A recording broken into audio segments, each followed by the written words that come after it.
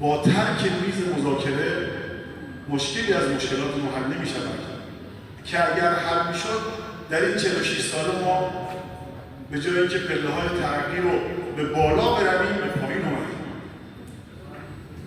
دیر زمانی نیست که ما جزو 5 استان برتر کشور بودیم و امروز جزو 3 استان ضعیف کشور هستیم.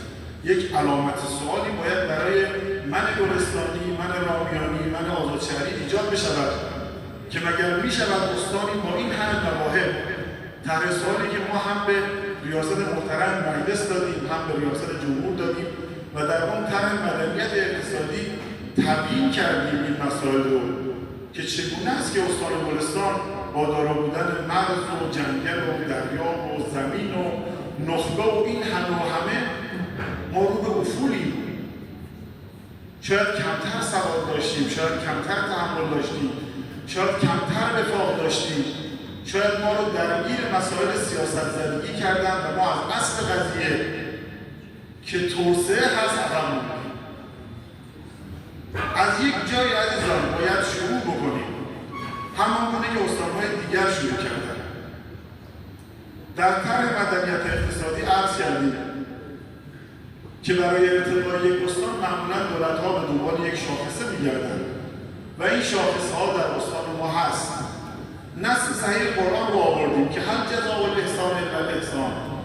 آیا در مقابل این همه خوبی‌هایی که استان گلستان به کشور می‌دهد، در مقابل این ولایت مداری که استان گلستان با تقدیم بیش از 4000 شهید اعلام کرده، با این هم محصولات استراتژیک، با دارا بودن معدن و دریا و زمین، دولت‌ها در مقابل ما چه انجام وظیفه کردن؟ در اقدامی بزرگ در سال اول مجلس با آوردن وزرای مختلف هم در استان هم در حوزه انتخابیه، با آوردن بیش از 20 نماینده تراز یک هم در استان هم در حوزه انتخابیه، با آوردن خود شخص آقای قالیباف که شاید باور نمی‌کرد که استان گلستان فقرش در زیر سبزی درختانش گم شده. ما این قابلیت‌ها رو اعلام کردیم و شروع کردیم. آمارهایی که مدیران عزیز ارشد استان من اعلام کردن که با افتخار همین عزیزان متولد همین حومه هستند و ما هم ارق گلستانی داریم هم ارق شهرستانی داریم. ما قائل به پیشرفت گلستان هستیم ولی قائل به رفع فرق و ارتقاء اشتغال در حوزه انتخابی خودمون هستیم. این عزیزان اعلام کردن که ردیف‌های اعتباری که حذف شده بوده دوباره ایجاد شده، ماده 23 عقد شده، عددهای 50 میلیاردی برای عددهای صفر جایگزین شده، برای جاده شاهرو یک همت پول گذاشته شده، برای زیرگذر 370 میلیون پول گذاشته شده و این کارها رو مردم باید ببینن.